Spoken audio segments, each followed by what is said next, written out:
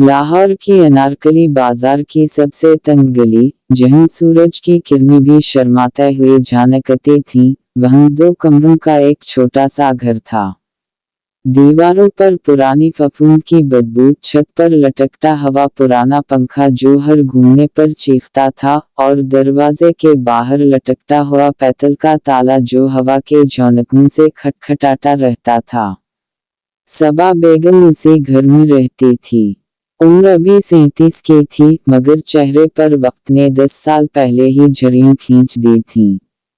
इसकी आंखों में कोई चमक ना थी, सिर्फ एक गहरा सियाह गड्ढा जहां कभी इश्क की चिंगारियां झिलमिलाती थीं। 10 साल पहले मेजर आमिर खान सरहद पर शहीद हुए थे। फौज ने ताबूत भेजा, 3 गोलियां चलाईं, एक तमगा दिया और चले गए। सबा ने ताबूत खोला भी ना था, बस इसे गले लगाकर रोती रही थी जब तक उसकी सास ने उसे छीन ना लिया। वो ताबूत आज भी उसी घर के अंदरूनी कमरे में पड़ा है, जिस पर सफेद चादर चढ़ी हुई है और ऊपर शहीद का फोटो लटका हुआ है। लोग कहते, सबा बेगम खूबसूरत हो, दूसरी शादी कर लो। वो मुस्कुरा कर टाल जाती, मैं शहीद की बेवा हूँ। मेरा शौहर जिंदा है, मेरी याद में। मगर आज सुबह डाकिया ने एक खत फेंका। लिफाफा पीला, कोनों से फटा हुआ, और ऊपर लिखा था, सबा के नाम, फैजान अहमद, लंदन। सबा के हाथ कांप गए। फैजान, वो नाम जो इसने 10 साल से जबान पर ना लाया। कॉलेज का आखिरी दिन, लाइब्रेरी की आखिरी बेंच, फैजान के हाथ में इसका हाथ। उसकी आखिरी बात, सबा, मैं तुम्हें कभी नहीं भूलूंगा।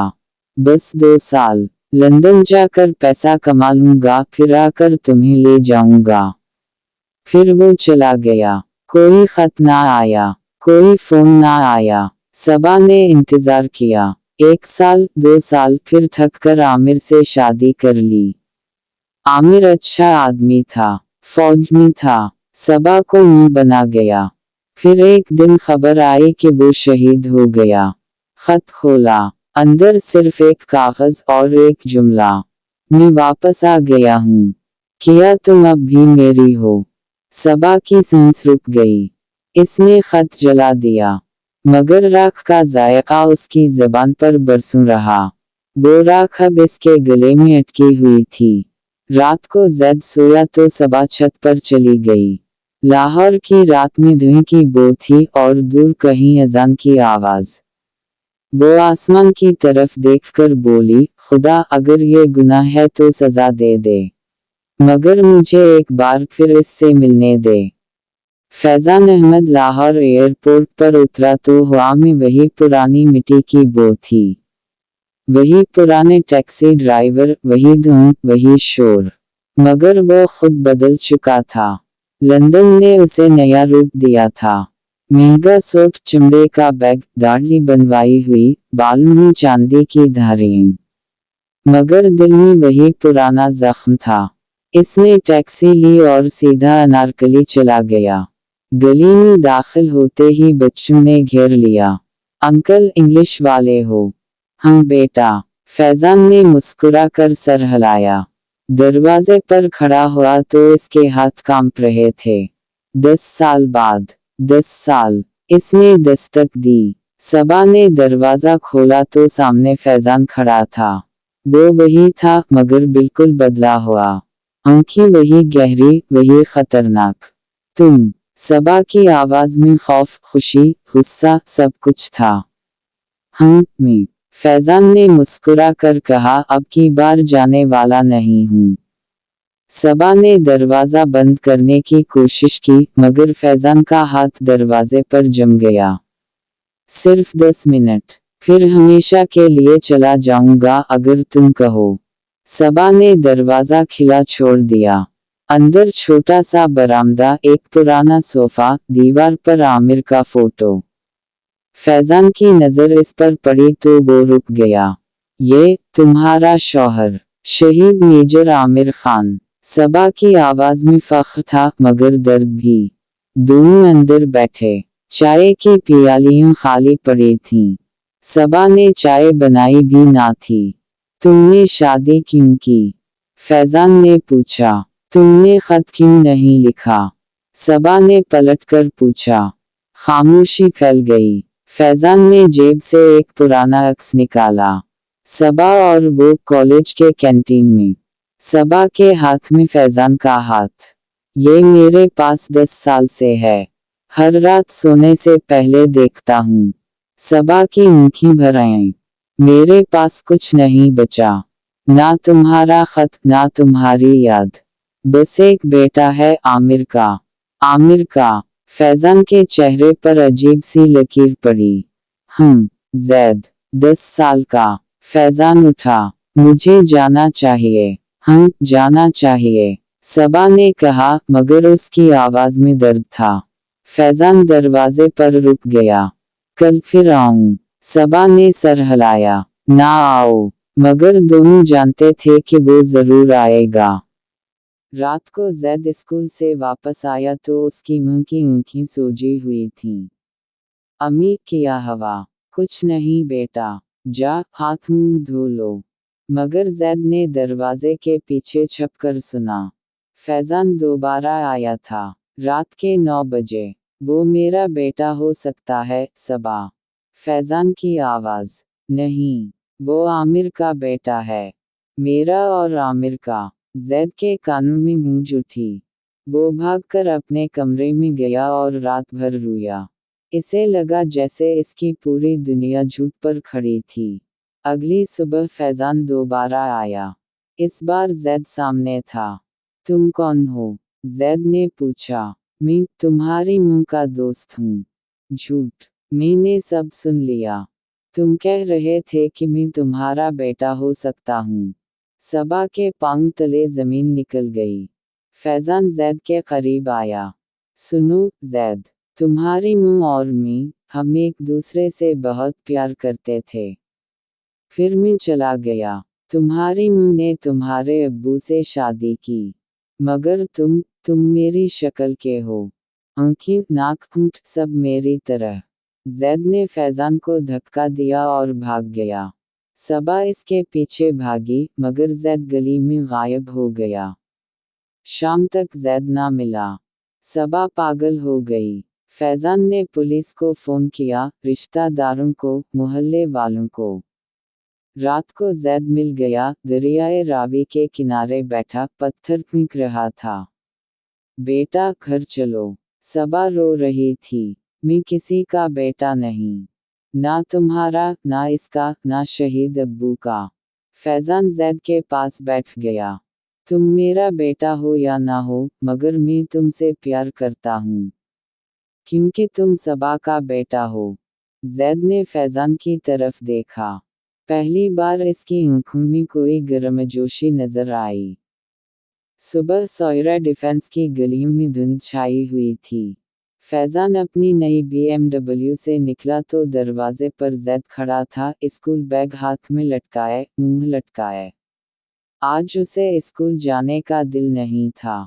क्या हवा बेटा? फैजान ने इसके सर पर हाथ फेरा। कुछ नहीं। जैद ने मुंह फेर लिया। सबा किचन से बाहर आई। इसकी आंखें रात भर रोते रोते सोजी हुई थीं। जैद, नाश्ता कर लो।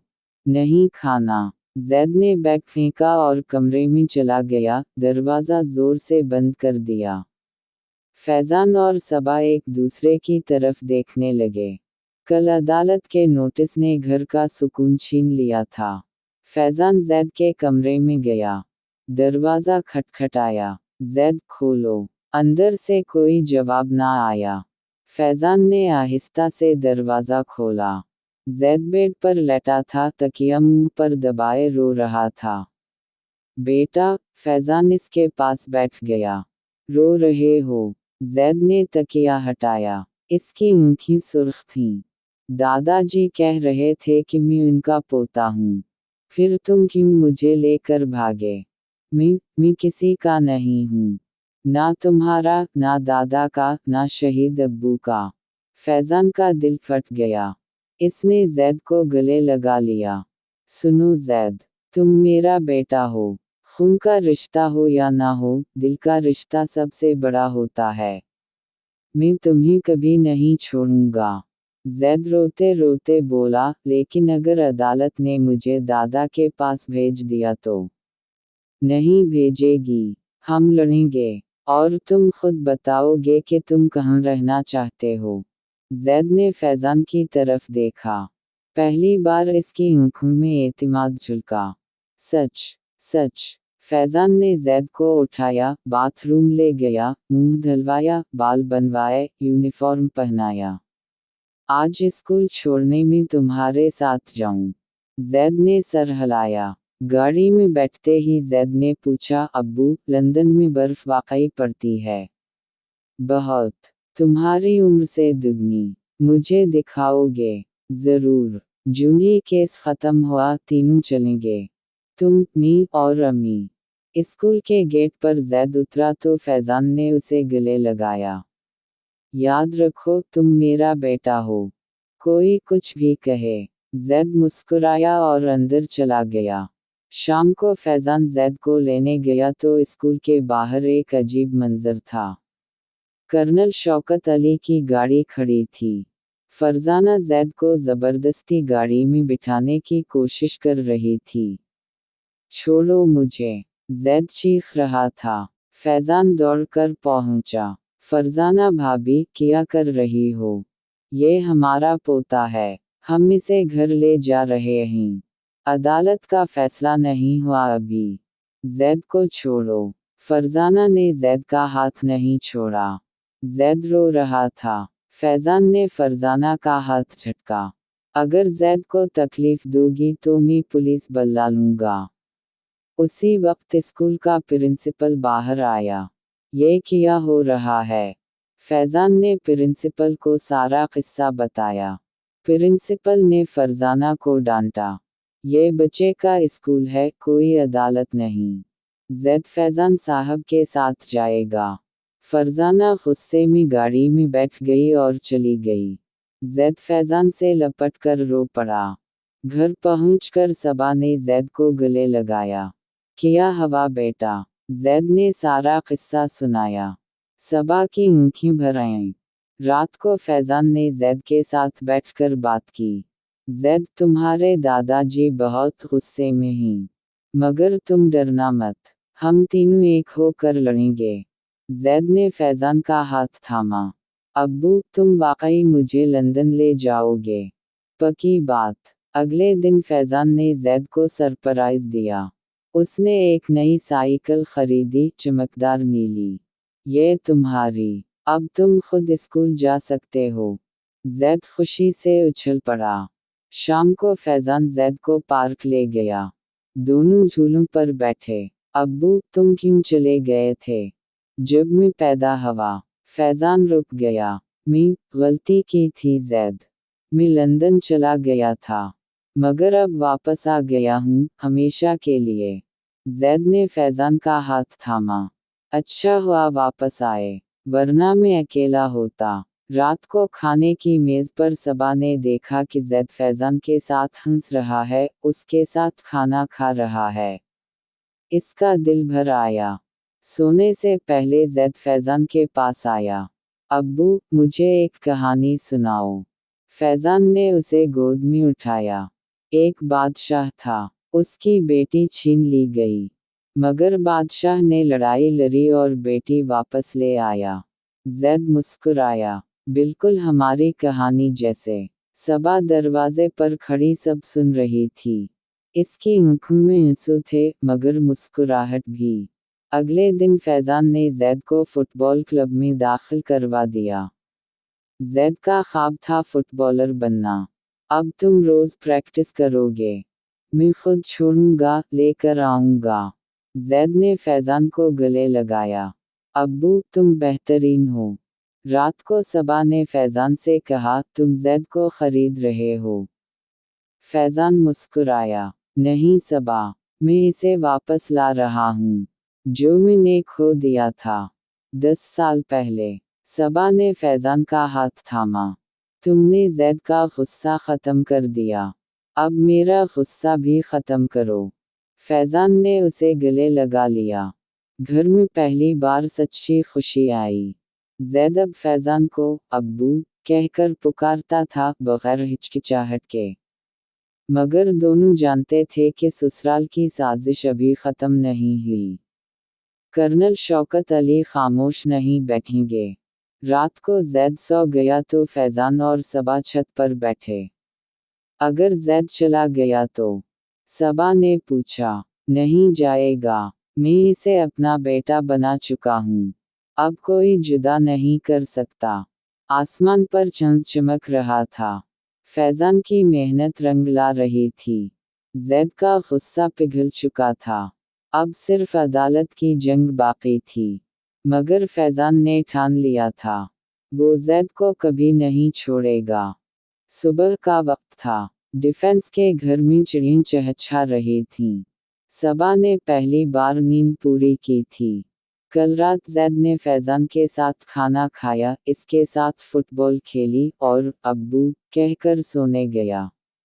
सबा के दिल में एक अजीब सा सुकून था, जैसे बरसों का बोझ उतर गया हो। वो किचन में खड़ी पराठे बना रही थी। फैजान पीछे से आया, इसकी कमर में हाथ डाले। अच्छी खुशबू आ रही है। सबा शर्मा कर हट गई। जैद जाग जाएगा तो किया। अब हम शौहर बीवी हैं, फैजान ने मुस्कुरा कर कहा। सबा ने सर झुका लिया। 10 साल बाद कोई उसे छू रहा था। वो एहसास अजीब था, गुनाह भी लग रहा था और दुरुस्त भी। जैद कमरे से निकला। इसने दोनों को देख लिया। अच्छा, अब तुम लोग भी एक दूसरे से प्यार करते हो? सबा का चेहरा सुर्ख हो गया। फैजान हंस पड़ा। हम बेटा, बहुत प्यार। जैद ने पराठा उठाया और बोला, अच्छा है। अब घर घर जैसा लगता है। स्कूल छोड़ने गए तो गेट पर जैद के क्लास फेलो ने पूछा, ये तेरा नया अब्बू है? जैद ने फख्र से कहा, लंदन से आया है। बहुत पैसा वाला है। बच्चे वाह वाह करने लगे। शाम को फैजान जैद को लेने गया तो प्रिंसिपल ने बुलाया। फैजान साहब, जैद बहुत खुश है। पहले वो खामोश रहता था, अब हंसता है, खेलता है।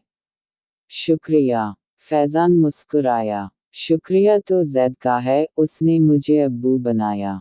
घर वापस आए तो सबा ने दरवाज़ा खोला। इसने नया सूट पहना था, सुर्ख रंग का। फैजान की आंखें चमक उठीं। वाह, क्या बात है। आज हम तीनों बाहर डिनर करेंगे, सबा ने शर्माते हुए कहा। रेस्टोरेंट में तीनों बैठे। जैद ने पिज़्ज़ा ऑर्डर किया, फैजान ने स्टीक, सबा ने बिरयानी। जैद ने अचानक पूछा, अब्बू, तुम अम्मी से शादी कब करोगे? सबा का चम्मच हाथ से गिर गया। फैजान हंस पड़ा। बेटा, हम तो पहले ही शादी कर चुके हैं। फिर पार्टी क्यों नहीं दी? सबा ने फैजान की तरफ देखा। फैजान ने सर हिलाया। ठीक है, कल रात पार्टी है। सारे रिश्तेदारों को बुलाते हैं। घर वापस आते हुए गाड़ी में सबा ने फैजान का हाथ थामा। तुम वाकई शादी करना चाहते हो? दोबारा? हम सबा, मैं तुम्हें दुनिया के सामने अपना बनाना चाहता हूँ। रात को जैद सो गया तो फैजान सबा के कमरे में आया। आज रात? सबा ने आंखें झुका लीं। जैद जाग जाएगा। इसका कमरा अलग है। दोनों एक दूसरे के करीब आए। 10 साल का फासला चंद लम्हों में मिट गया। सबा की आंखों में आंसू थे, मगर मुस्कुराहट भी। अगली सुबह मोहल्ले में खबर फैल गई। सबा बेगम ने इंग्लिश वाले से शादी कर ली। कल रात पार्टी है। शाम को घर सजाया गया। लाइटें, फूल, केक। फैजान के दोस्त लंदन से आए, सबा के चंद रिश्तेदार। मगर ससुराल से कोई ना आया। पार्टी में फैजान ने माइक उठाया। आज मैं दुनिया को बताना चाहता हूँ कि सबा मेरी बीवी है और जैद मेरा बेटा। सब ने तालियां बजाईं। जैद ने केक काटा, फैजान और सबा ने मिलकर खिलाया। मगर बाहर गली में फरजाना खड़ी सब देख रही थी। इसकी आंखों में आग थी। इसने फोन निकाला और कर्नल साहब को कॉल की। अब्बू, ये लोग पार्टी कर रहे हैं, हम कुछ करें? कर्नल साहब बोले, कर रहे हैं। कल अदालत में उनकी इज्जत उतरवाएंगे। पार्टी खत्म हुई तो सबा ने फैजान से कहा, मुआशरा क्या कहेगा? शहीद की बेवा ने दूसरी शादी। फैजान ने उसे गले लगाया। मुआशरा मर जाए, हम जिंदा हैं। रात को जैद ने सबा से पूछा, अम्मी अब तुम खुश हो?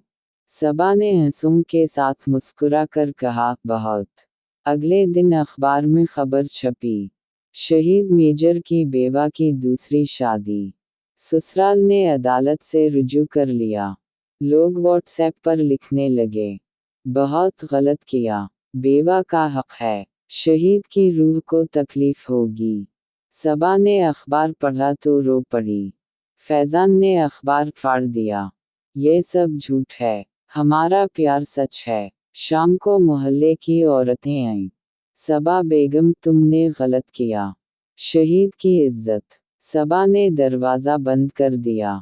रात को फैजान ने सबा को गले लगाया, डर मत, मैं हूं। सबा ने इसके सीने पर सर रख दिया। तुम हो तो सब है। जैद अंदर आया। तीनों एक दूसरे से लपट गए। मगर बाहर गली में कर्नल साहब की गाड़ी खड़ी थी। वो अंदर देख रहा था। इसकी आंखों में नफरत थी।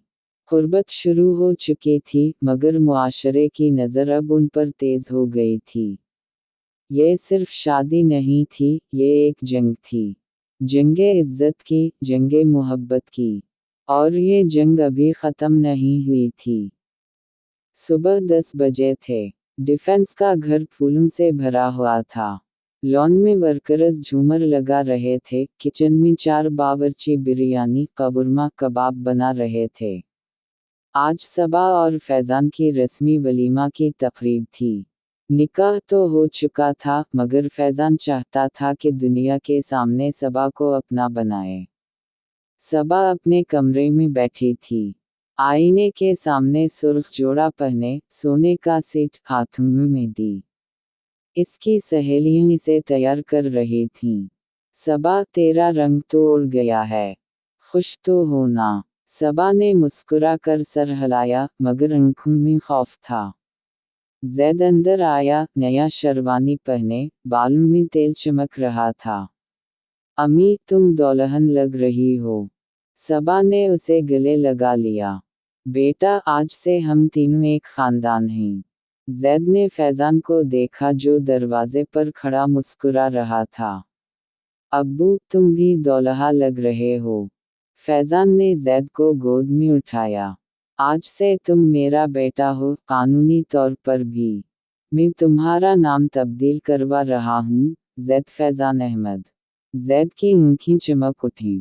शाम 7 बजे तकरीब शुरू हुई। 500 मेहमान। फैजान के लंदन वाले दोस्त, इसके कारोबारी साथी, सबा के चंद रिश्तेदार। स्टेज पर सबा और फैजान बैठे, जैद दरमियान में। फोटोग्राफर्स फ्लैश कर रहे थे। मगर गेट पर एक गाड़ी रुकी। कर्नल शौकत अली, फरजाना, उनके दोनों बेटे और 4 वकील। सब सियाह सूट में। वो अंदर दाखिल ना हो सके क्योंकि सिक्योरिटी ने रोक लिया। कर्नल साहब ने सिक्योरिटी को धकेला।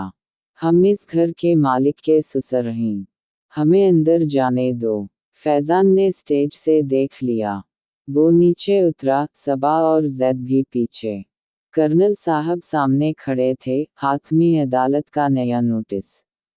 ये वलीमा नहीं, तमाशा है। कर्नल साहब चीखे, शहीद की बेवा का दूसरा वलीमा। हम इसे रोकेंगे। मेहमानों में खलबली मच गई। कैमरे चलने लगे। सोशल मीडिया पर लाइव चल रहा था। फरजाना आगे बढ़ी। सबा, शर्म नहीं आती? आमिर की रूह देख रही है। सबा के पांव लड़खड़ा गए। जैद ने मुंह का हाथ थामा। फैजान ने कर्नल साहब के सामने सीना तान लिया। कर्नल साहब, आपका बेटा शहीद हुआ, उसकी इज्जत है। मगर सबा जिंदा है, इसका हक है। आप जैद को छीनना चाहते हैं, ये हराम है। कर्नल साहब ने नोटिस फेंका। ये अदालत का हुक्म है। कल सुबह 10 बजे जैद को हमारे हवाले करो, वरना पुलिस आकर ले जाएगी। हमने साबित कर दिया है कि तुम्हारी शादी गैर शरई है। निकाहनामा जाली है। तुमने रिश्वत देकर मौलवी से लिखवाया। हाल में सन्नाटा छा गया। मेहमान सरगोशियां करने लगे। सबा रो पड़ी। अब्बू जी, जैद मेरा बेटा है। आप इसे मुझसे छीन लेंगे। फरजाना ने तनज़ किया। बेटा, जो तुमने हमारे भाई से पैदा किया, अब इस अजनबी का बेटा बना रही हो। जैद आगे बढ़ा। उसकी आवाज़ में गुस्सा था। खाला, दादा, आप लोग झूठ बोल रहे हैं। मेरे अब्बू ने मुझे प्यार दिया, स्कूल दाखिल करवाया, फुटबॉल सिखाया। आप लोग मुझे मारते थे, मुझे कहते थे मेरी माँ बुरी है।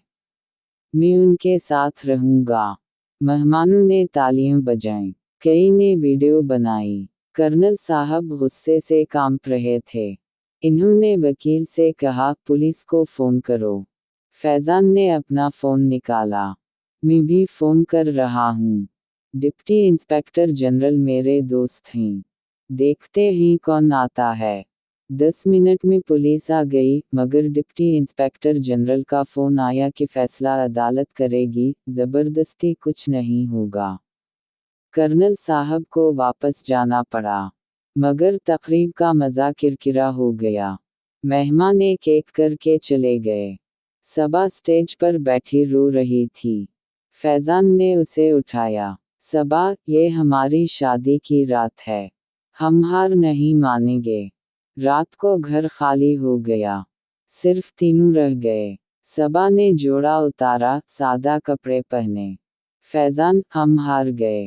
वो जैद को ले जाएंगे। फैज़ान ने उसे गले लगाया। नहीं ले जाएंगे। मैंने बैरिस्टर आदिल खान को दोबारा फ़ोन किया। कल सुबह हम सुप्रीम कोर्ट लाहौर में दरखास्त दायर करेंगे। जैद अंदर आया, इसकी आँखें सूजी हुई थीं। अम्मी, मैं भाग जाऊं। सबा ने उसे गले लगा लिया। नहीं बेटा, हम लड़ेंगे। रात भर फैज़ान फ़ोन पर वकला से बात करता रहा। सुबह 4 बजे उसने कागजात तैयार कर लिए। सुबह 7 बजे कर्नल साहब की गाड़ी फिर आई। इस बार पुलिस के साथ। जैद को हवाले करो। फैज़ान ने दरवाज़ा खोला। जैद यहाँ है, मगर हम सुप्रीम कोर्ट जा रहे हैं। जज साहब ने रात को ही सट्टे ऑर्डर दे दिया है। पुलिस वाला हैरान रह गया। कर्नल साहब चीखे, ये जाली है। फैज़ान ने कागज़ दिखाया। सट्टे ऑर्डर पर जज के दस्तखत थे। कर्नल साहब गुस्से से गाड़ी में बैठ गए। फरजाना रो रही थी। घर में सुकून लौट आया। सबा ने फैज़ान के पाँव छुए। तुमने हम बचा लिए। फैज़ान ने उसे उठाया। हम तीनों एक हैं। कोई जुदा नहीं कर सकता। जैद ने दोनों को गले लगाया। अब हमारी शादी पक्की हो गई ना? हम बेटा, अब कोई तोड़ नहीं सकता। मगर कर्नल साहब वापस जाकर बैठे। इन्होंने फ़ोन उठाया। जनरल साहब, मुझे आपकी मदद चाहिए। मेरा पोता छीन लिया गया है। दूसरी तरफ से आवाज़ आई, शौकत, फिक्र ना करो। हम फौज की ताकत दिखाएंगे। शादी हो गई थी, मगर ससुराल की मुखालफत अब जंग की शक्ल इख्तियार कर चुकी थी। ये मोहब्बत की जंग थी। सुबह 7 बजे का अलार्म बजता था, मगर आज घर में कोई नहीं जागा। रात भर फैज़ान, सबा और जैद तीनों एक ही कमरे में सोए थे। जैद दरमियान में, दोनों तरफ माँ बाप। जैसे कोई तूफान आया हो और तीनों एक दूसरे से चिमटकर बच गए हों। सूरज निकल आया था। रोशनी खिड़की से अंदर झांक रही थी। सबा ने सबसे पहले आँख खोली। इसने जैद के सर पर हाथ फेरा, फिर फैज़ान की तरफ देखा। फैज़ान की आँखें खली थीं, मगर वो चुप था। सोए नहीं तुम? सबा ने सरगोशी की। सो नहीं सका। कर्नल साहब का फ़ोन आया था रात 2 बजे। कहा है कि आज शाम तक जैद को लेकर जाएंगे, वरना घर पर फौज भेज देंगे। सबा का चेहरा पीला पड़ गया। फौज? जनरल रिटायर्ड आरिफ हसीन उनके क्लास फेलो हैं। कर्नल साहब ने कहा कि फौज की गाड़ियां आएंगी। जैद ने आंखें खोलीं। अम्मी, हम भाग जाएं। फैजान ने उसे गले लगाया। नहीं बेटा, अब भागने का वक्त गया। अब लड़ने का वक्त है। नाश्ता कोई ना खा सका। फैजान ने बैरिस्टर आदिल खान को फ़ोन किया। आदिल भाई, कर्नल साहब फौज इस्तेमाल कर रहे हैं। दूसरी तरफ से आवाज़ आई, फैजान, मैं सुप्रीम कोर्ट इस्लामाबाद जा रहा हूँ। चीफ जस्टिस से मुलाकात है। दोपहर तक हतमी सट्टे लेकर आऊँगा। तुम घर ना छोड़ना। 11 बजे गेट पर शोर हुआ। 4 फौजी जीपों में जवान उतरे। कर्नल शौकत अली और फरजाना सामने। फैजान ने दरवाज़ा खोला। कर्नल साहब, ये क्या तमाशा है? तमाशा तुम लोगों ने किया है। जैद को हवाले करो, वरना घर खाली करवा लेते हैं। जैद मुंह के पीछे छप गया। सबा रो रही थी। अब्बू जी, आप फौज लेकर आए? अपने पोते के लिए। कर्नल साहब की आंखों में कोई रहम ना था। शहीद का बेटा फौज का बेटा है। वो हमारे साथ रहेगा। उसी वक्त बैरिस्टर आदिल खान की गाड़ी आई। इसके हाथ में सुप्रीम कोर्ट का ऑर्डर था। कर्नल साहब, ये चीफ जस्टिस का हुक्म है। जैद की तहवील फ़िलहाल सबा बेगम के पास रहेगी। कोई ज़बरदस्ती की तो फौजी अफसरान पर आर्टिकल 6 लगेगा। कर्नल साहब ने कागज़ फाड़ दिया। ये जाली है। आदिल खान ने फ़ोन निकाला और चीफ जस्टिस ऑफ पाकिस्तान का ऑफिशियल नंबर डायल किया, स्पीकर ऑन किया। हेलो, कर्नल शौकत अली बोल रहे हैं। चीफ जस्टिस की आवाज़ आई, कर्नल साहब, मैंने ऑर्डर दिया है। अगर अमल ना हुआ तो आपको गिरफ्तार करवा लूँगा। फौजी अफसरान पीछे हट गए। कर्नल साहब गाड़ी में बैठ गए।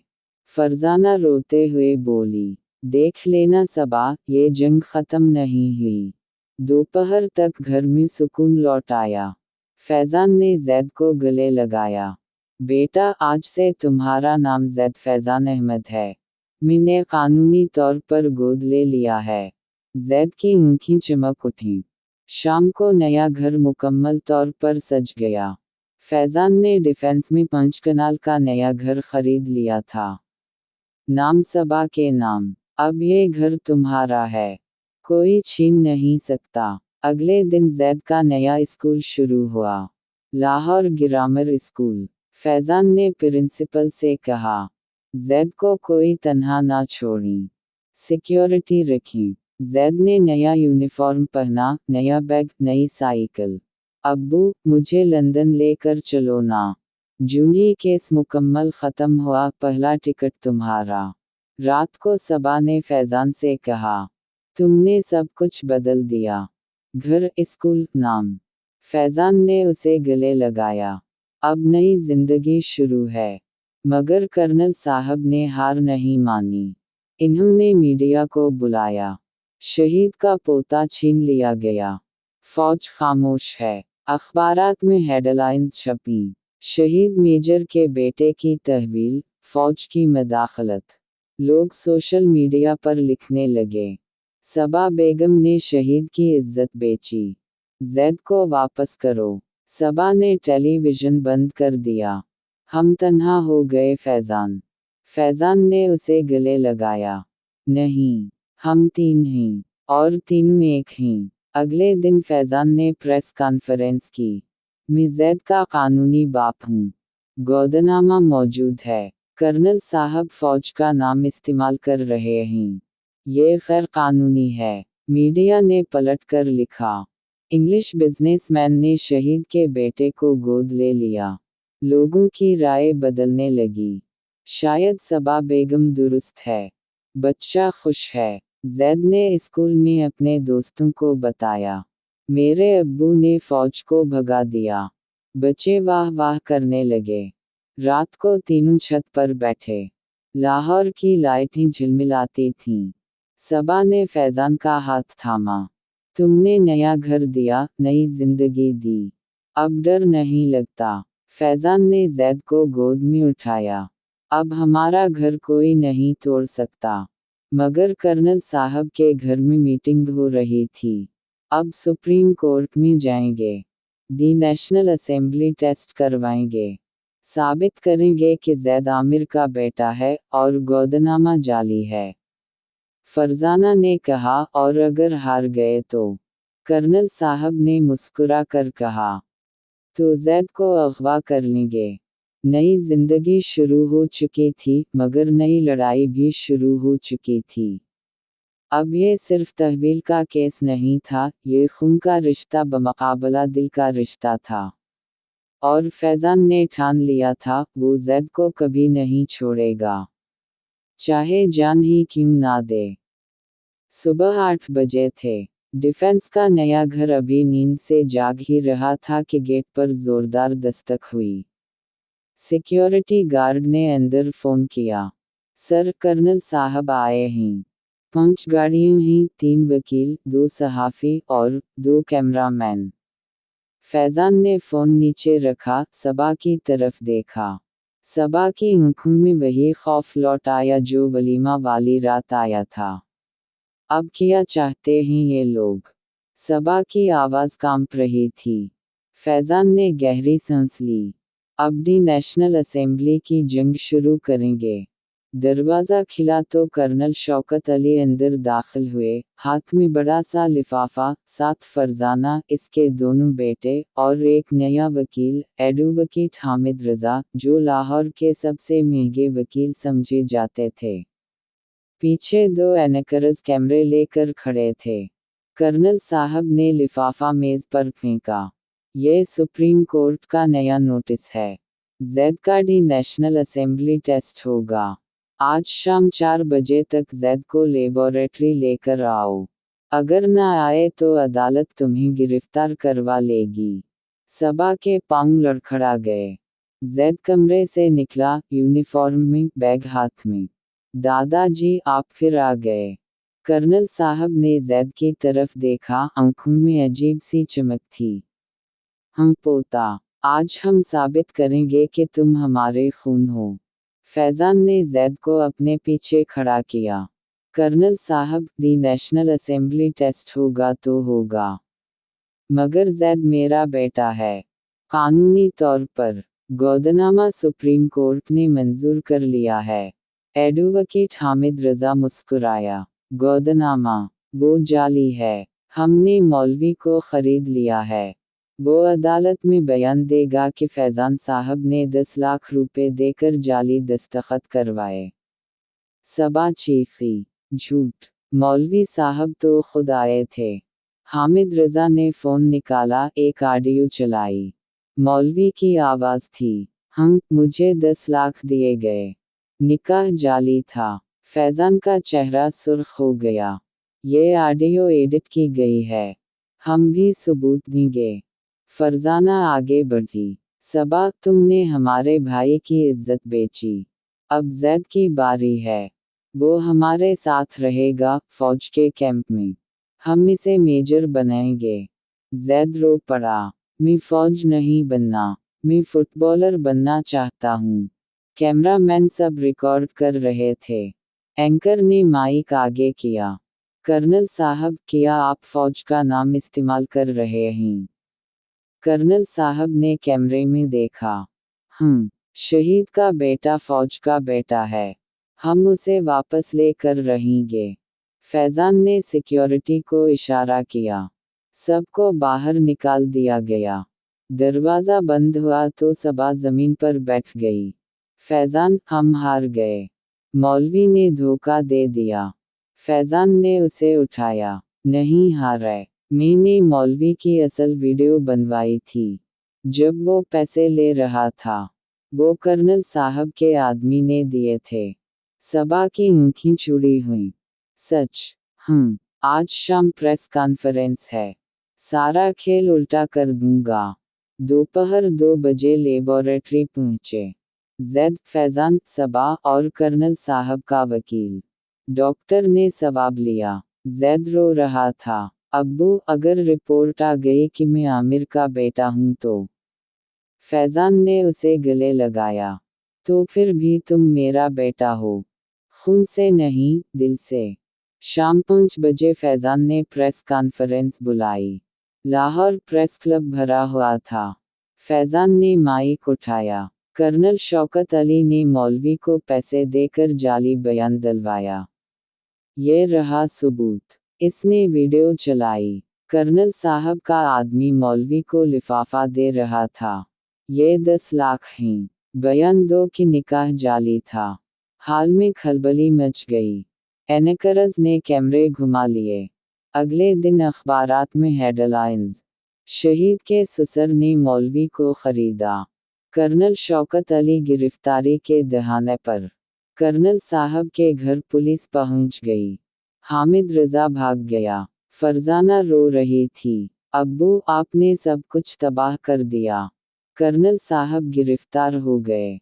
इन पर रिश्वत, जालसाजी और फौज का नाम गलत इस्तेमाल करने के इल्जामात लगे। घर में खुशी लौट आई। सबा ने फैजान के पांव छुए। तुमने सब बचा लिया। फैजान ने उसे उठाया। अब कोई साजिश नहीं चलेगी। जैद ने फुटबॉल उठाया। अब्बू, अब लंदन चलें। फैजान मुस्कुराया। कल टिकट बुक करता हूँ। मगर जेल में कर्नल साहब बैठे थे। इन्होंने फोन उठाया। जनरल आरिफ, अब मेरी बारी है। जैद को अगवा करो। रात को। साजिश खत्म नहीं हुई थी। अब ये खुलेआम जंग थी। खून की जंग।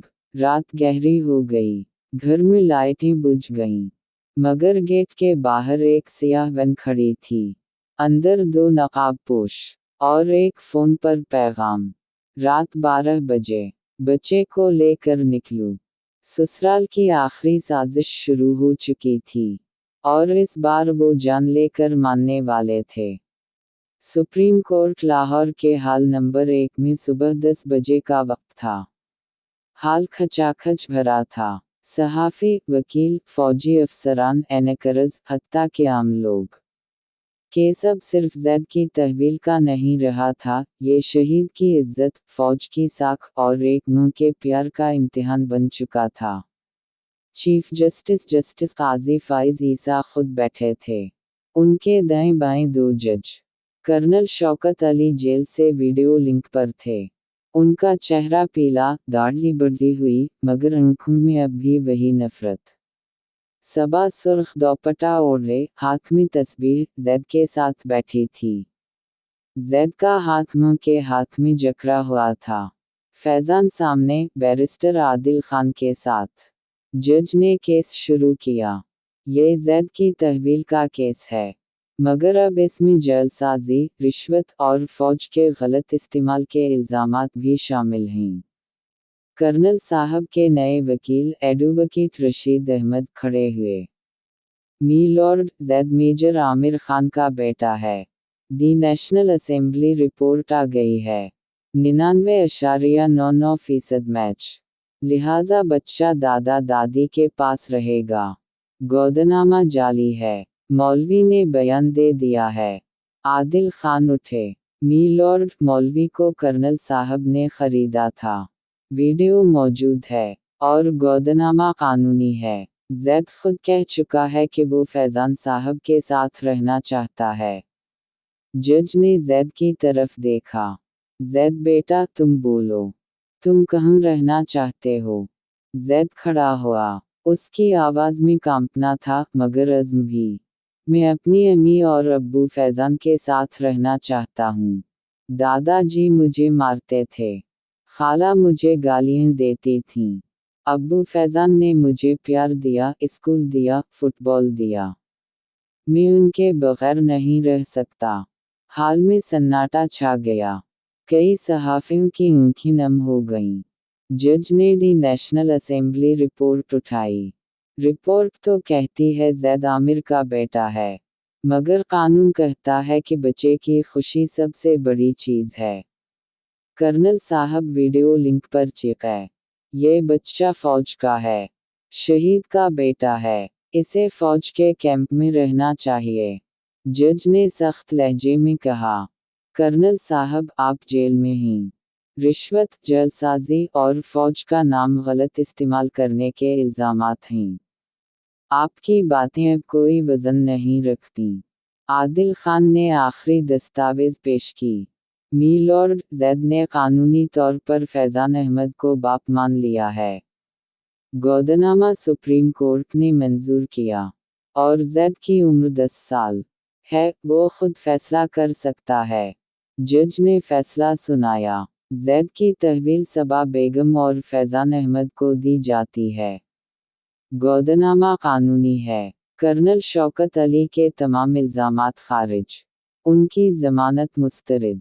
हाल में तालियां गूंज उठीं। सबा रो पड़ी। जैद फैज़ान से लपट गया। अब्बू, हम जीत गए। कैमरे चल रहे थे। लाइव ट्रांसमिशन हो रही थी। हेडलाइन बिन गई। शहीद के बेटे ने दिल का बाप चुना, खून के दादा को मुस्तरद कर दिया। बाहर निकलते ही सहाफ़ियों ने घेर लिया।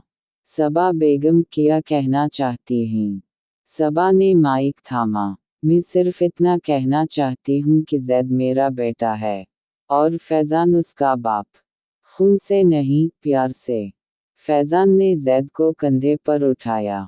अब लंदन चलेंगे बेटा। कल ही शाम को घर वापस आए तो पूरी गली में लोग खड़े थे। मुबारक हो सबा बेगम। जैद बेटा, तुम हीरो हो। मगर जेल में कर्नल साहब दीवार से सर मार रहे थे। फरजाना उनसे मिलने आई। अब्बू, सब खत्म हो गया। कर्नल साहब ने सर उठाया। आंखों में अब भी आग। नहीं खत्म हुआ। अब आखिरी वार करूंगा। जैद को अगवा करवाऊंगा। रात 10 बजे। घर में लाइटें बुझ चुकी थीं। जैद अपने कमरे में सो रहा था। सबा और फैज़ान छत पर बैठे लंदन के टिकट देख रहे थे। गेट पर सन्नाटा था। सिक्योरिटी गार्ड को नशा की गोली लग चुकी थी। 2 नकाबपोश अंदर दाखिल हुए। एक ने जैद के कमरे का दरवाज़ा खोला। जैद की चीख गूंजी। अम्मी, अब्बू। सबा और फैज़ान दौड़े। फैज़ान ने नकाबपोश को पकड़ लिया। जैद को छोड़ो। लड़ाई शुरू हो गई। सबा ने अलमारी से पिस्तौल निकाला, जो फैज़ान ने सिक्योरिटी के लिए रखा था, और हवा में फायर किया। नकाबपोश भागने लगे। एक ने जैद को घसीटा, मगर फैज़ान ने इसका बाजू तोड़ दिया। पड़ोसी जाग गए। पुलिस आ गई। नकाब हटा तो अंदर फरजाना का बेटा इरफान और कर्नल साहब का ड्राइवर। पुलिस ने दोनों को पकड़ लिया। इरफान रो रहा था। दादाजी ने कहा था, जैद को ले आओ। अगली सुबह कर्नल साहब को उम्र कैद की सज़ा सुनाई गई। अगवा की कोशिश का केस। घर में खुशी लौट आई। सबा ने जैद को गले लगाया। अब कोई नहीं छीन सकता तुझे। फैज़ान ने टिकट दिखाए। कल सुबह 10 बजे की फ्लाइट। लंदन। जैद ने फुटबॉल उठाया। अब मेरी नई जिंदगी शुरू। अदालत की जंग खत्म हो गई। खून हार गया, दिल जीत गया। लंदन की फ्लाइट सुबह 10 बजे की थी। रात भर घर में खुशी का समंदर लहरा रहा था। जैद ने बैग पैक किया, फुटबॉल, आईपैड, नए कपड़े। सबा ने लंदन के लिए गर्म कोट निकाले। फैज़ान ने तीनों पासपोर्ट चेक किए। रात 12 बजे तीनों एक दूसरे से गले मिलकर सोए। जैद दरमियान में, माँ बाप दोनों तरफ। जैद ने सरगोशी की, अब्बू, लंदन में बर्फ पड़ रही होगी ना? फैज़ान ने इसके सर पर हाथ फेरा। बहुत। हम बर्फ के गोले बनाएंगे। सबा मुस्कुरा रही थी। पहली बार इसके चेहरे पर सच्ची नींद थी। मगर बाहर गली में सन्नाटा नहीं था। 3 सियाह लैंड क्रूज़र खामोशी से रुकी। अंदर से 12 नकाबपोश उतरे। सबके हाथ में असलहा। सरगना ने फ़ोन पर पैगाम टाइप किया। अब दाखिल हो। बच्चे को जिंदा चाहिए। गेट का ताला काटा गया। सिक्योरिटी गार्ड्स को पहले ही नशा दे दिया गया था। 12 मिनट में वो अंदर थे। जैद के कमरे का दरवाज़ा खिला। जैद की चीख गूंजी, अम्मी। सबा और फैज़ान उठे तो सामने बंदूकें थीं। सरगना ने पिस्तौल फैज़ान के सर पर रखी। आवाज़ की तो गोली मार दूंगा। बच्चे को लेकर जा रहे हैं। कर्नल साहब का हुक्म है। सबा चीखी, नहीं। जैद को छोड़ दो। एक नकाब पोश ने सबा को मुंह पर कपड़ा रखा, नशा वाला। वो बेहोश हो गई। फैज़ान ने मुज़ाहमत की, एक को मुक्का मारा, दूसरे का हाथ मोड़ा। मगर तीसरा पीछे से आया, सर पर डंडा मारा। फैज़ान गिर पड़ा। जैद को घसीटकर बाहर ले जाया गया। इसकी चीखें गली में गूंजीं, मगर कोई ना जागा। 15 मिनट में गाड़ियां गायब। सिर्फ जैद का फुटबॉल लॉन में पड़ा रह गया। सुबह 5 बजे सबा की आंख खुली। सर फट रहा था। वो चीखी, जैद। फैज़ान अभी तक बेहोश था। सबा ने उसे झंझोड़ा। दोनों ने घर चेक किया। जैद गायब। सबा जमीन पर गिर पड़ी। मेरा बेटा छीन लिया। फैज़ान ने फ़ोन उठाया, police, army headquarter, deputy inspector general, सबको फ़ोन। मेरा बेटा अगवा हो गया। कर्नल शौकत अली के हुक्म पर। पुलिस आई, क्लोज्ड सर्किट टेलीविज़न चेक किया। नकाब पोश, नंबर प्लेटें जाली। लेकिन एक नकाब हट गया था, इरफान का चेहरा नजर आया, फरजाना का बेटा। फैज़ान ने चीख कर कहा, ये कर्नल साहब का आखिरी वार है। जेल में कर्नल साहब को खबर मिली। वो मुस्कुरा रहे थे। फरजाना उनसे मिली। अब्बू, जैद हमारे पास है। कोई सबूत नहीं। जैद एक तारीख कमरे में बंद था। रावलपिंडी के करीब एक फार्म हाउस में। हाथ पांव बंधे, मुंह पर टेप। वो रो रहा था। अम्मी, अब्बू। सुबह 7 बजे मीडिया में खबर फैल गई। शहीद के बेटे जैद को अगवा कर लिया गया। कर्नल शौकत अली पर शुबाह। फैज़ान ने प्रेस कॉन्फ्रेंस बुलाई। मेरे बेटे को वापस करो। कर्नल शौकत, तुम जेल में हो, मगर तुम्हारी साजिश अभी जिंदा है। सबा रोते रोते बोली, मेरा जैद, मेरा बेटा। शाम तक पूरा पाकिस्तान हिल गया। #सेव ज़ैड टेरिनड नंबर 1। लोग सड़कों पर निकले। जैद को वापस करो। फौज ने एक्शन लिया। जनरल हेडक्वार्टर से ऑर्डर आया। कर्नल शौकत को तन्हाई में डालो। फार्म हाउस पर छापा मारो।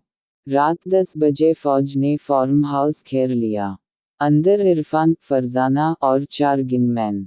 जैद को देखते ही कमांडो अंदर घुसे। गोलियां चलीं। इरफान जख्मी हुआ। फरजाना गिरफ्तार। जैद को छुड़ा लिया गया। जैद रोते रोते कमांडो के गले लग गया। मुझे अम्मी अब्बू के पास ले चलो। रात 12 बजे जैद घर पहुंचा। सबा उसे देखते ही बेहोश हो गई। फैज़ान ने जैद को गले लगाया, आंसू रोक ना सका। मेरा बेटा वापस आ गया। पुलिस ने फरजाना को गिरफ्तार किया। कर्नल साहब को उम्र कैद पक्की हो गई। अगले दिन अखबारात में हेडलाइन, जैद वापस, कर्नल खानदान तबाह। घर में तीनों एक दूसरे से चिमटे रो रहे थे। सबा ने जैद के सर पर हाथ फेरा। अब कभी जुदा नहीं होंगे। फैज़ान ने लंदन के टिकट फाड़ दिए।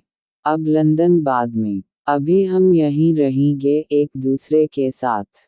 जैद ने फुटबॉल उठाया। अब मैं कभी तन्हा नहीं खेलूंगा। जुदाई का दर्द खत्म हुआ, मगर जख्म अभी ताज़ा था। अब तीनों एक दूसरे से चिपक कर सोते थे। रात को जैद चीख कर उठता, अम्मी।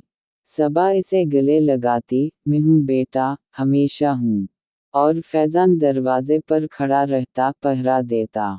अब कोई जैद को छू नहीं सकता था, चाहे पूरी फौज ही आ जाए। मगर दिल का जख्म, वो अभी भरना बाकी था। जैद वापस आ गया था, मगर वापस नहीं आया था। घर में जिस्म तो था, रूह कहीं खो गई थी। रात को वो चीख कर उठता, वो लोग मुझे पकड़ रहे हैं।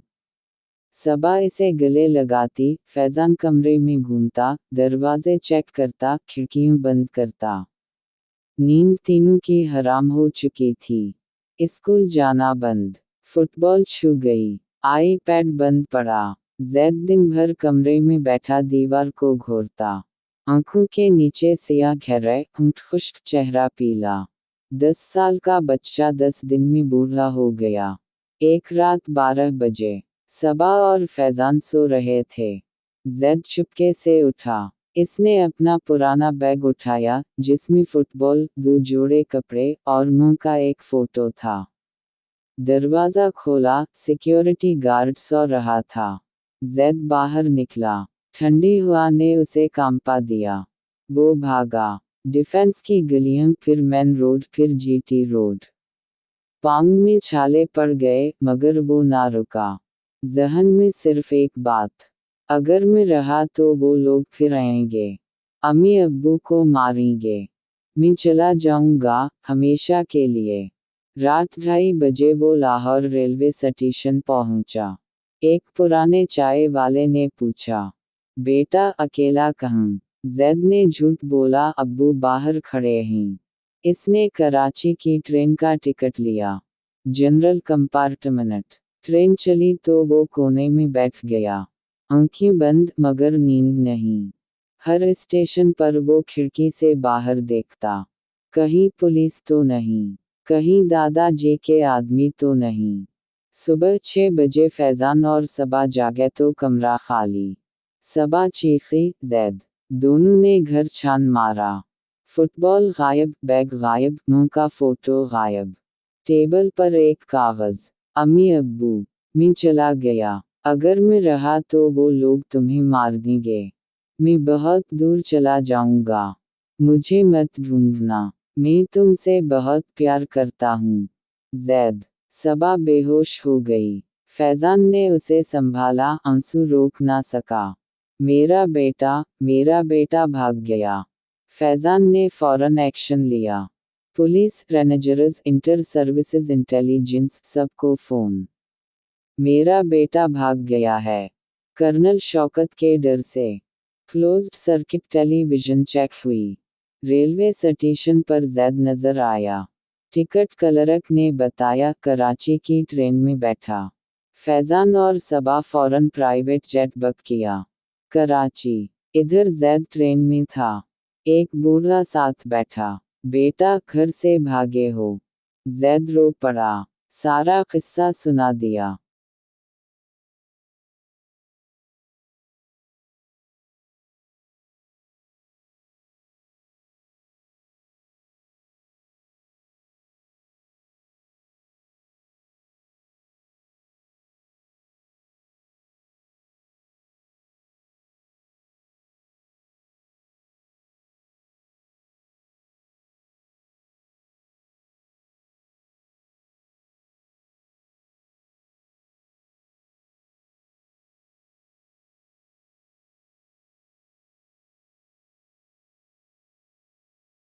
बूढ़े ने उसे गले लगाया। डर मत, मैं कराची में रहता हूँ। मेरे घर चल, फिर मैं बाप को फोन करना। कराची पहुंचकर जैद बूढ़े के साथ चला गया। बूढ़ा कोई और नहीं, रिटायर्ड मेजर सकलन था, शहीद का साथी। शाम 5 बजे फैजान और सबा कराची एयरपोर्ट उतरे। पुलिस, मीडिया, सब साथ। फैजान ने टेलीविजन पर अपील की, जैद, जहाँ भी हो, वापस आ जा। हम तेरी मिन्नत करते हैं। जैद ने टेलीविजन देखा। माँ की रोती शक्ल, बाप की टूटी आवाज। वो रो पड़ा। मेजर सकलन ने उसे गले लगाया। चल बेटा, घर चलते हैं। रात 10 बजे कराची से प्राइवेट हेलीकॉप्टर लाहौर आया। जैद, मेजर सकलन, फैजान, सबा। घर पहुंचते ही जैद मुंह से लपट गया। अम्मी, मुझे माफ कर दो। सबा इसे चूमती रही, रोती रही। मेरा बेटा, मेरा लाल। फैजान ने जैद को उठाया। अब कभी भागना मत। हम तीनों एक हैं। कोई जुदा नहीं कर सकता। मेजर सकलन ने फैजान से हाथ मिलाया। तुमने शहीद के बेटे को बाप दिया, अल्लाह तुम्हें जजा दे। रात भर तीनों एक कमरे में सोए। जैद दरमियान में, माँ बाप दोनों तरफ। जैद ने सरगोशी की, अब्बू अब लंदन चलें। फैजान मुस्कुराया, कल सुबह, अब कोई रोक नहीं सकता। मगर जेल में कर्नल शौकत को खबर मिली। वो दीवार से सर मार रहे थे।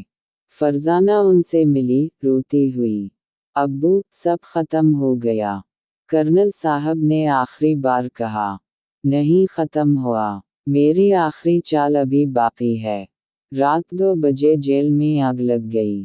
कर्नल शौकत ने खुद को जला लिया। आखिरी अल्फाज, जैद, मेरा पोता। सुबह खबर आई, कर्नल शौकत इंतकाल कर गए। घर में सोग नहीं, सुकून आया। सबा ने फैजान से कहा, अब वाकई सब खत्म हो गया। जैद ने फुटबॉल उठाया, अब मैं दोबारा खेलूंगा। तीनों एयरपोर्ट रवाना हुए। लंदन की फ्लाइट। जैद खिड़की से बाहर देख रहा था। अम्मी, अब हम आज़ाद हैं। हवाई जहाज आसमान में उड़ा। जैद का भागना खत्म हुआ। जुदाई का दर्द खत्म हुआ। अब सिर्फ उल्फत बाकी थी। मगर आखिरी जख्म अभी भरना बाकी था, जो सिर्फ वक्त भर सकता था। लंदन की पहली बर्फ पड़ रही थी।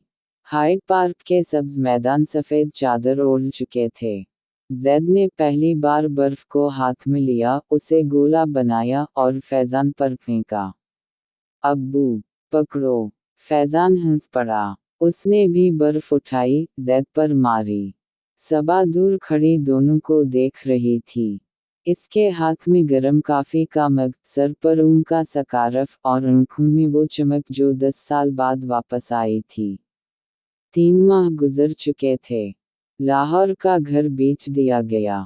डिफेंस वाला नया घर अब लंदन के रेजिटस पार्क में था। 4 बेडरूम, एक बड़ा लॉन और जैद के लिए फुटबॉल ग्राउंड।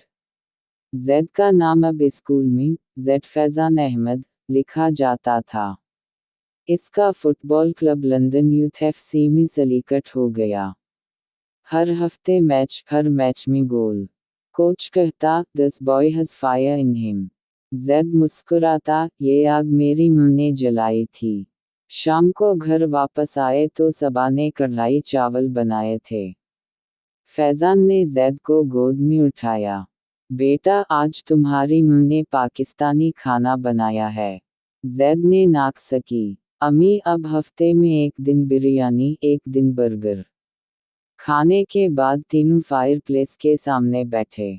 सबा ने जैद के सर पर हाथ फेरा। बेटा, अब डर लगता है कभी? जैद ने सर हिलाया। नहीं अम्मी, अब दादाजी भी नहीं रहे। खाला जेल में हैं। हम आज़ाद हैं। फैजान ने जेब से एक लिफाफा निकाला। ये रहा तुम्हारा नया पासपोर्ट। पाकिस्तानी, ब्रिटिश। अब तुम दोनों मुल्कों के हो। जैद ने पासपोर्ट खोला। बाप का नाम, फैजान अहमद।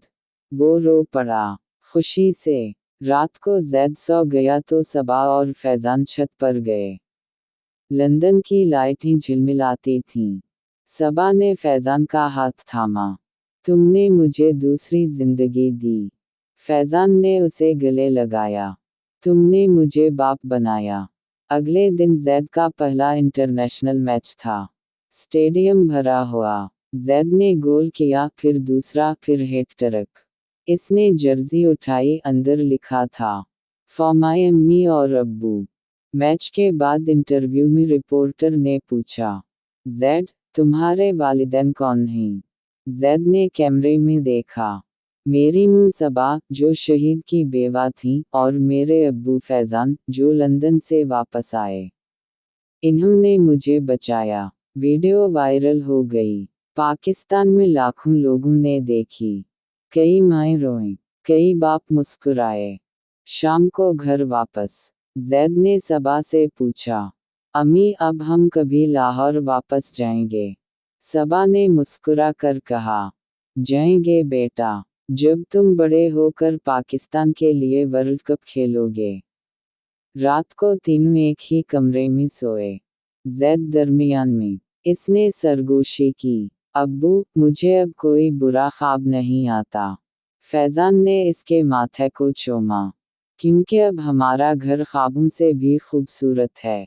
मगर एक दिन सबा को ख़त मिला।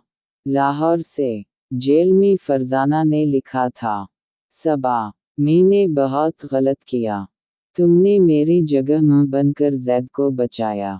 मैंने अपना बेटा इरफान खो दिया, तुमने अपना बेटा बचा लिया। मुआफ़ कर दो। फरजाना। सबा ने ख़त पढ़ा और रो पड़ी। फैज़ान ने उसे गले लगाया। अब सज़ा हो गई, अब माफ़ी का वक्त है। सबा ने जवाब लिखा। फरजाना बाजी, ज़ैद तुम्हारा भी बेटा है। जेल से निकलूं तो लंदन आ जाना। हम 3 नहीं 4 हो जाएंगे। महीने भर बाद फरजाना आई। ज़ैद ने उसे गले लगाया। खाला जान। फरजाना रो पड़ी। मेरा बच्चा। अब घर में 4 लोग। जख्म भर गए थे। ना कोई दादा, ना कोई खाला, ना कोई फौज। सिर्फ मुंह, बाप, बेटा और माफी। 1 साल बाद। लंदन के स्कूल का सालाना फंक्शन। ज़ैद स्टेज पर खड़ा। इसने अवार्ड लिया, best footballer of the year. फिर माइक थामा। ये अवार्ड मेरी मुनसबा के लिए, जिन्होंने मुझे दोबारा जन्म दिया। मेरे अब्बू फैज़ान के लिए, जिन्होंने मुझे बाप दिया। और मेरी खाला फरजाना के लिए, जिन्होंने माफ़ी मांगकर मुझे ख़ानदान दिया। हाल में तालीम। सबा, फैज़ान, फरजाना तीनों रो रहे थे। रात को घर वापस। छत पर बर्फ पड़ रही थी। ज़ैद ने बर्फ का गोला बनाया, आसमान की तरफ फेंका। अब हमारे सारे जख्म भर गए। सबा ने फैज़ान का हाथ थामा। जख्म उल्फत कभी मुंदमिल नहीं होता। बस इस पर नई जल्द चढ़ जाती है। और इस जल्द के नीचे वही पुराना दर्द धड़कता रहता है। मगर अब वो दर्द मीठा है। क्योंकि अब इसके साथ मोहब्बत भी है। फैज़ान ने ज़ैद को गोद में उठाया। अब हमारा घर कहीं भी हो। लाहौर हो या लंदन। जख्म हो या मरहम। हम तीनों, नहीं, हम चारों, हमेशा एक रहेंगे। बर्फ पड़ती रही। छत पर 4 लोग खड़े। एक खानदान। एक कहानी। जिसका इख्तिताम खुशी से हुआ। जख्म उल्फत भर गया था। अब सिर्फ उल्फत बाकी थी। हमेशा हमेशा के लिए।